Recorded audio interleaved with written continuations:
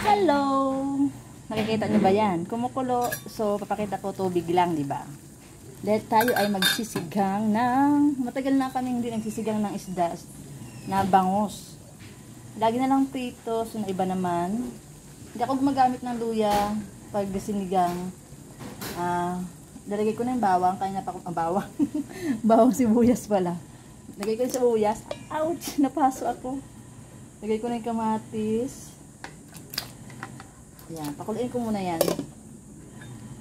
Ang gulay ko ay kangkong lang. Wala akong labanos, walang talong, wala akong okra. Yan lang. Okay na yan. Tipid tips. Charot. Importante may pangsigang. May pangsigang tayo. Ayan.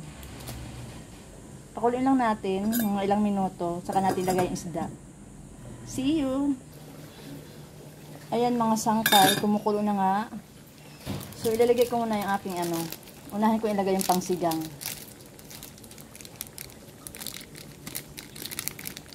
Pangsigang. Maglalagay ako ng pamintang buo. Gusto ko may pamintang buo. Dagdagan natin.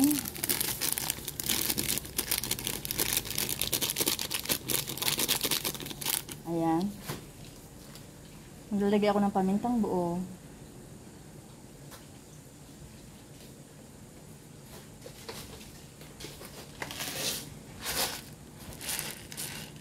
Pamintang buo.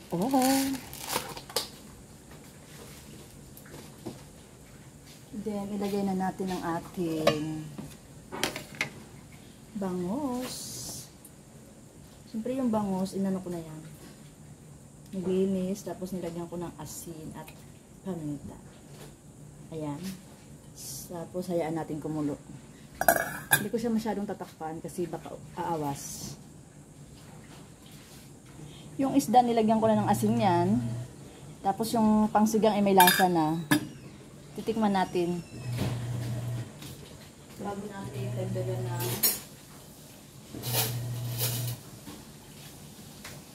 tikman muna natin bago dagdagan ng panglasa. Okay.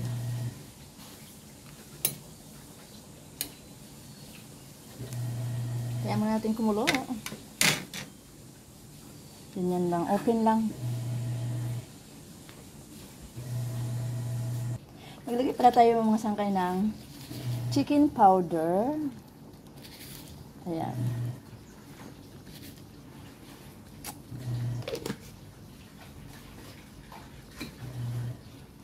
Kumukulo na siya. So, titikman na natin.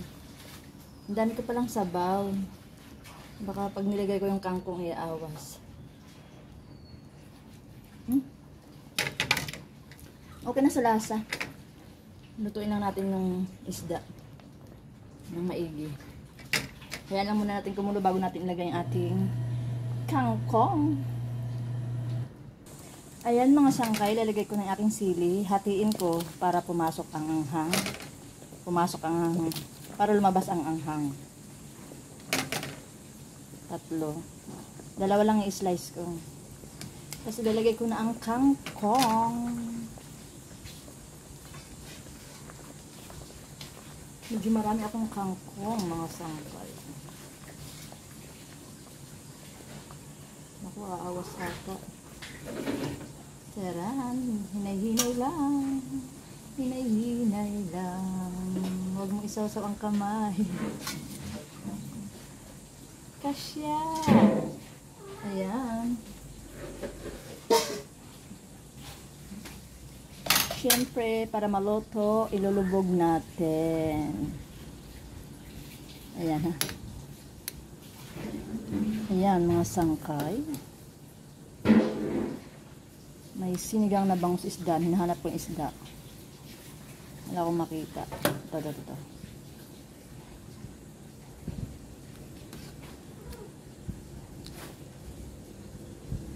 Ayan.